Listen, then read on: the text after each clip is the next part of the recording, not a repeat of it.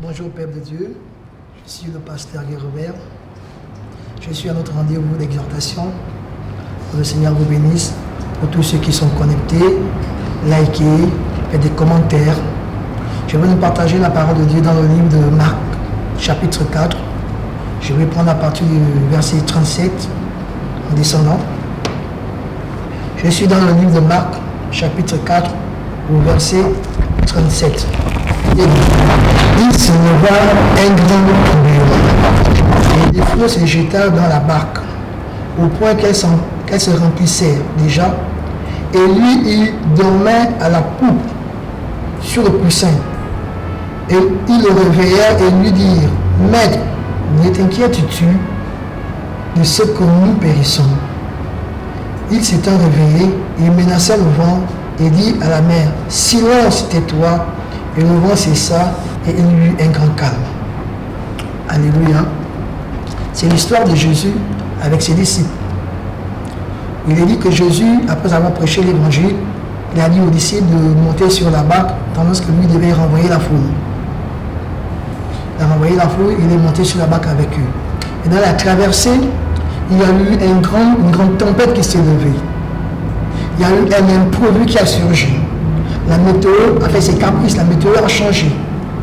Et la Bible déclare que Jésus était dans la même barque avec ses disciples, mais lui dormait à l'arrière sur un coussin. Les disciples ont commencé à s'inquiéter. La Bible précise que la barque où ils étaient commençait à s'enfoncer parce que l'eau remplissait la barque. Ils ont commencé à avoir peur, ils ont commencé à paniquer, ils ont commencé à douter. Ils se sont dit, ça y est, nous allons tous périr, nous allons tous mourir. Il n'y a pas d'issue, il n'y a pas de solution. Mais ils avaient oublié que Jésus était avec eux, que Jésus était dans la barque. Je ne sais pas quelle est la situation que tu vis actuellement. Je ne sais pas quelle est la position qui te préoccupe en ce moment. Je ne sais pas où est ta réflexion en ce moment. Elle est concentrée sur quoi? Au point où tu oublies que Jésus est avec toi, que Jésus est là. Jésus est dans ton cœur, Jésus est dans ta vie.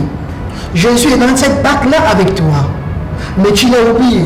Tu as commencé à réfléchir par ton intelligence. Tu as commencé à raisonner de toi-même. Tu as commencé à chercher des solutions de ta propre force. Mais tu te rends compte que rien n'avance. Rien ne change. La situation ne fait que s'empirer. La situation ne fait que grandir. Et tu es en train de t'enfoncer davantage. Jésus est où? Quelle est la position que tu as donnée à Jésus? Quelle est la place que tu as donnée à Jésus? As-tu invité Jésus? As-tu demandé à Jésus de te secourir?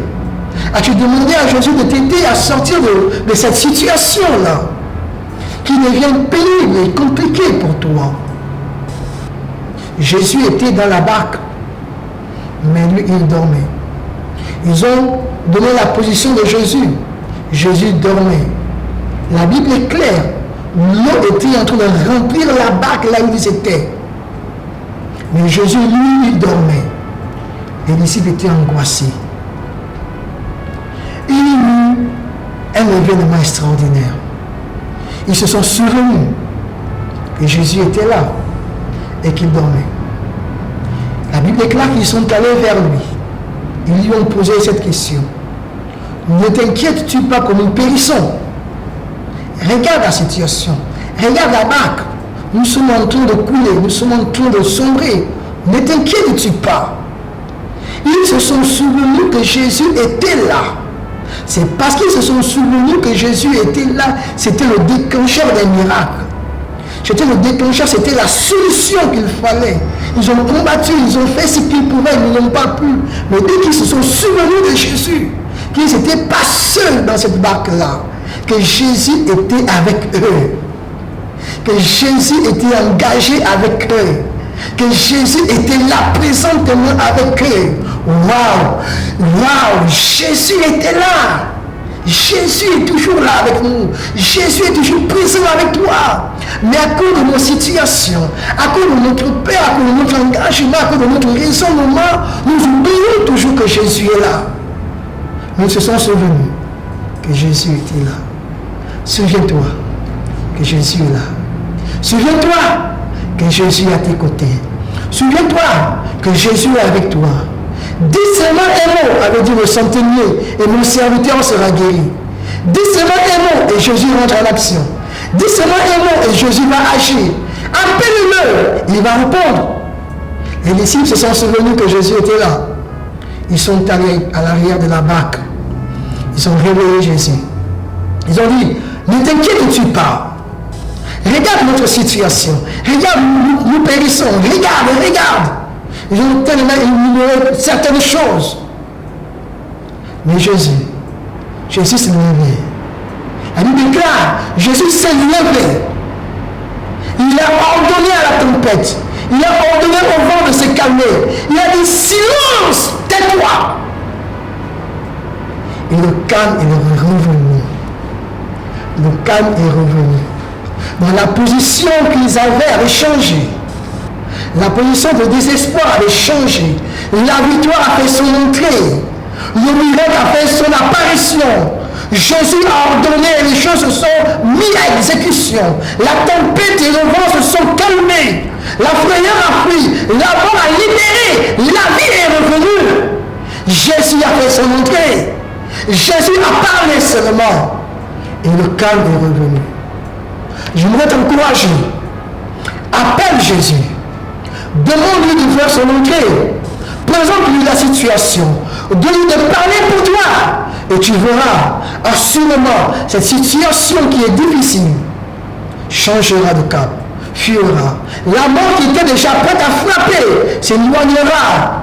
Le décret de mort qui avait été énoncé sera nul et sans effet. La vie reviendra. Le désespoir changera. Le sourire n'avait plus lui reviendra. Parce que Jésus fait son entrée. Quand Jésus parle, plus personne ne peut dire un mot. Quand Jésus fait son entrée, plus personne ne peut faire son entrée. Quand Jésus est présent, il n'y a que la vie, il n'y a que la joie, il y a la résurrection, il y a l'espérance, il y a le courage qui renaît. Jésus est à tes côtés. Appelle-le. Interroge-le. Tiens-toi près de lui. Sûrement, il avait la même position sur la barque avec les disciples. Peut-être tu as mis Jésus, ton Jésus en quarantaine. Il avait sûrement pris la position de l'assouplissement. Il était en train de dormir. Et tu étais en train de combattre avec tes propres forces, avec tes propres moyens. Mais tu t'es souvenu. Je suis un enfant de Dieu. Je suis un serviteur, une servante. Il y a Dieu qui est avec moi. Tu as fait le bon choix. Dès que tu as eu connaissance de cela, c'était le début du miracle. Alors appelle Jésus et tu verras le miracle. Appelle Jésus et tu verras ta situation changer. Appelle Jésus, demande d'intervenir. Ne nous laisse plus derrière. Demande de se lever et de parler pour toi. Il le fera. Prie Jésus, il arrivera. Il va agir. Il agira. Il le fera sûrement. Parce que si tu l'invoques, si tu l'interpelles, il sera là pour toi. Je dis, si tu l'invoques et tu l'interpelles, il sera là pour toi. Jésus va agir, il va répondre, il va se manifester parce qu'il te connaît. Oh oui, Jésus te connaît. Tu l'appartiens. Alors sois rassuré. Sois rassuré que la situation actuelle ne t'empêche pas de croire, ne t'empêche pas d'invoquer Jésus, ne t'empêche pas de t'accrocher à Jésus. Non, dis Jésus. Il viendra. Que Jésus te bénisse, qu'il vienne à ton secours. Sois ainsi béni au nom de Jésus. Amen. Maintenant, je vais t'encourager à prier. Je veux que tu pries avec moi. Les disciples se sont souvenus que Jésus était sur la barque avec eux. Ils sont allés le réveiller et Jésus agit. Alors je veux que tu pries. Tu dis, Seigneur, je veux que tu interviennes dans ma vie, que tu interviennes dans telle situation. Je crois que toi, tu peux m'aider à sortir de cela. Prions ensemble. Je te bénis, notre Dieu et notre Père. Je te loue, Seigneur, parce que tu as dit, invoque-moi et je te répondrai. Tu as dit, quiconque appellera le nom du Seigneur sera sauvé. Seigneur, je te prie pour mon frère, je te prie pour ma soeur, je te prie pour ce couple, Je te prie pour cette famille, Seigneur Dieu, qui passe des temps compliqués, qui passe des situations invivables en ce moment. Seigneur, tu as dit demander, cela vous sera accordé. Je te prie, Père, au nom de Jésus-Christ de Nazareth, Seigneur, que tu accordes le miracle, Seigneur Dieu, à cette couple, que tu accordes le miracle, Seigneur, à cette famille, que tu accordes le miracle, Seigneur, à mon frère et à ma soeur. Seigneur, que tu le délivres, Seigneur, de cette situation, que tu le relèves, Seigneur, de cette situation. Père, il n'y a que toi pour le faire. Je le demande au nom de Jésus-Christ de Nazareth. Amen. Sois béni, sois fortifié. Je vais te donner les annonces de Faith Ministry. Notamment, nous sommes connectés en ligne tous les mercredis à partir de 20h sur l'atmosphère de puissance avec notre révérende Cynthia Nintija. Sois connecté pendant ces moments. C'est des moments à ne pas rater. C'est des moments de bénédiction. C'est des moments où le Seigneur nous propulse d'avance.